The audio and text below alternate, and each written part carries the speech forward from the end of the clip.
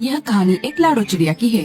वो अपने 7 प्यारे प्यारे बच्चों के साथ घोंसले में बैठी हुई थी कि तभी अचानक से जंगल में तेज हवाएं चलने लगती है और तूफान आ जाता है।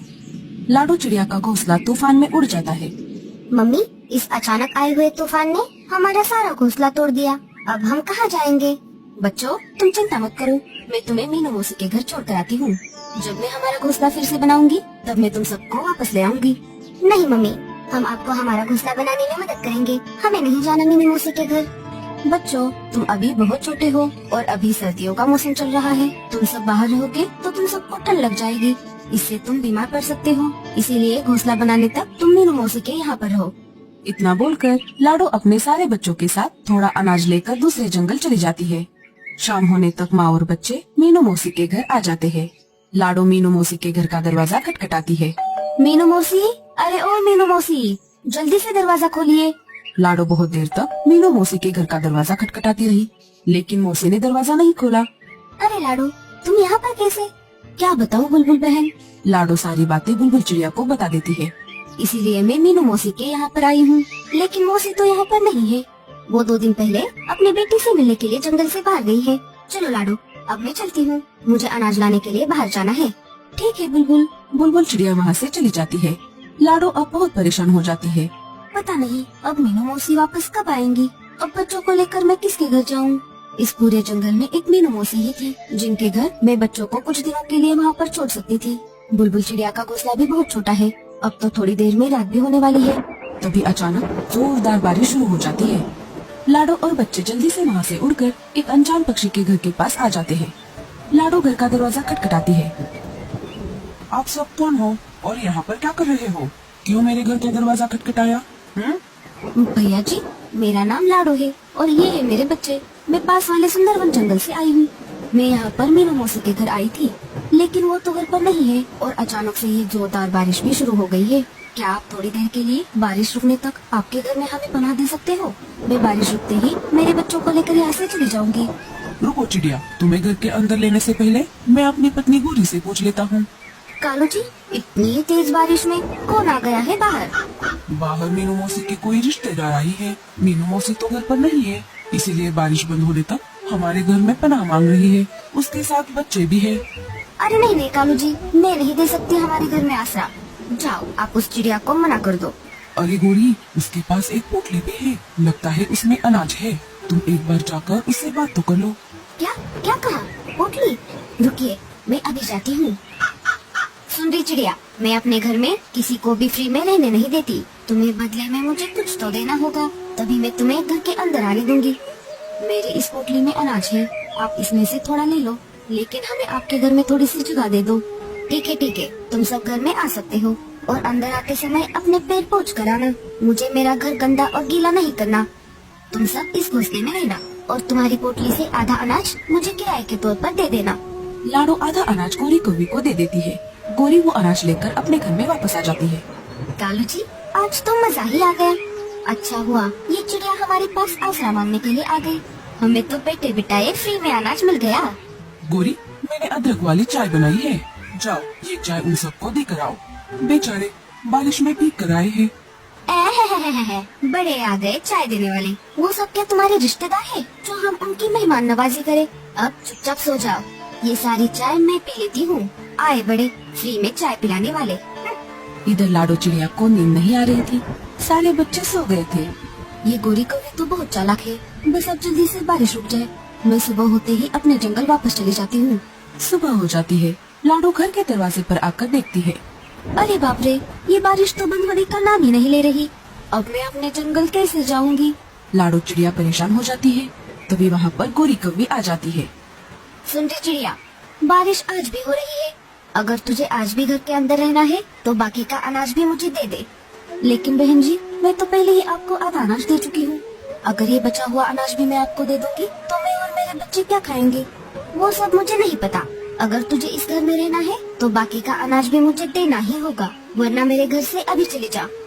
लेकिन इतनी तेज बारिश में हम कहाँ पर जाएंगे? हम पर कुछ दया करो। अरे तू तो मेरे पीछे ही पड़ गई।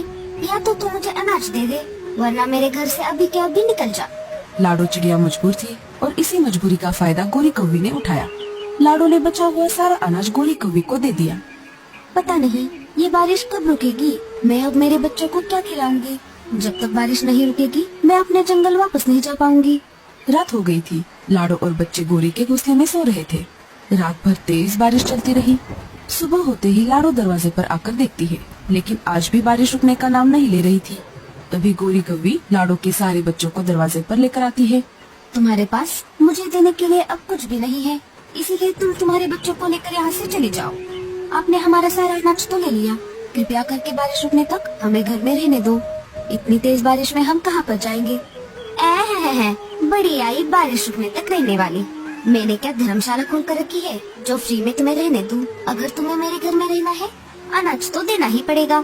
लाडो और बच्चे बारिश में भीग रहे थे। मम्मी अब हम कहाँ जाएंगे? हमें बहुत ठंड लग रही है।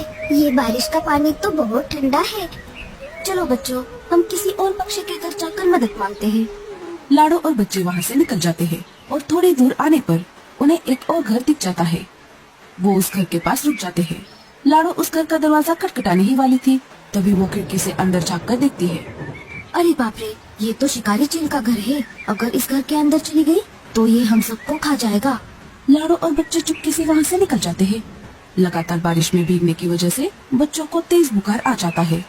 लाडो और बच्चे एक बड़े पेड़ के नीचे रुके हुए थे। अब मैं क्या करूं? मेरे बच्चों को तेज बुखार आ गया है।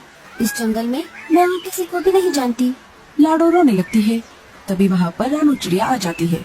अरे बहन, तुम सब इस तेज बारिश में बाहर क्या कर रहे हो? तुम्हें मैंने इस जंगल में पहले कभी नहीं देखा। क्या तुम रास्ता भटक गई हो? लाडो सारी बातें रानू चिड़िया को बता देती है। तुम चिंता मत करो बहन, मैं तुम्हारी मदद करती हूँ। आओ मेरे साथ। रानू सबको साथ लेकर अपने घर आ जाती है। पहले इस कंबल से अपने बच्चों को ढक दो। मैं तुम सबके लिए अदरक और इलायची वाली चाय लाती हूँ।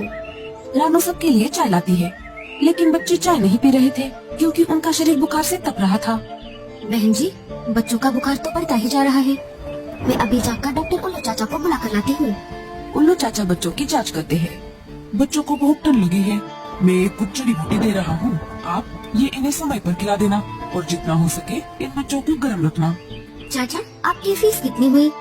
रानू चिड़िया, जिस हालत में ये माँ और बच्चे तुम्हारे घर आसरा लेने के लिए आए हैं, उस हालत में मैं इनसे कैसे फीस ले सकता हूँ? आपका बहुत बहुत शुक्रिया चाचा। कोई बात नहीं, अब मैं चलता हूँ। रानू बहन, आपका बहुत बहुत शुक्रिया जो आपने मेरी इस मुश्किल हालत में मदद की, वरना मेरे बच्चों का क्या होता। नहीं नहीं लाडो बहन, इसमें शुक्रिया कैसा? ये तो मेरा फर्ज था। हमें मुश्किल वक्त में एक दूसरे के काम आना चाहिए। कुछ दिन ऐसे ही गुजर जाते हैं और बारिश भी रुक जाती है। रानू बहन, मुझे जाने का तो मन ही नहीं कर रहा, लेकिन अब मुझे चलना चाहिए। आपके साथ रहकर बहुत अच्छा लगा। लेकिन आपका घर तो टूट गया था, तो आप कहाँ पर रहोगी? पहले मैं अपना घोंसला फिर से बना लूंगी। तब तक आप मेरे बच्चों को अपने घर में रखो। घोंसला बन जाने के बाद मैं इन्हें लेकर जाऊंगी। लाडो बहन, चाहे तो आप मेरे घर के पास ही अपना घर बना सकती हो। मम्मी, रानू आंटी सही कह रही है। हमें उस जंगल में वापस नहीं जाना चाहिए। वहाँ तो आए दिन तूफान आता जाता रहता है और हमारा घोंसला टूट जाता है। आप भी रानू आंटी की जैसा लकड़ी का घर बना लो, फिर हमारा घर नहीं टूटेगा। अरे बेटा, मुझे तो लकड़ी का घर बनाना नहीं आता। अरे लाडो बहन, तुम चिंता मत करो, मैं तुम्हारे लिए लकड़ी का मजबूत घर बना दूंगी। मुझे लकड़ी का घर बनाना आता है। आप उस जंगल से लकड़ियाँ लाकर मुझे दे दो, मैं घर बना दूंगी। लाडो चिड़िया जंगल जाकर लकड़ियाँ इकट्ठा कर ले आती है और रानू चिड़िया उन लकड़ियों का घर बनाती है। 2-3 दिनों में उनका लकड़ी का घर बनकर तैयार हो जाता है। रानू बहन, आपका फिर से बहुत बहुत शुक्रिया।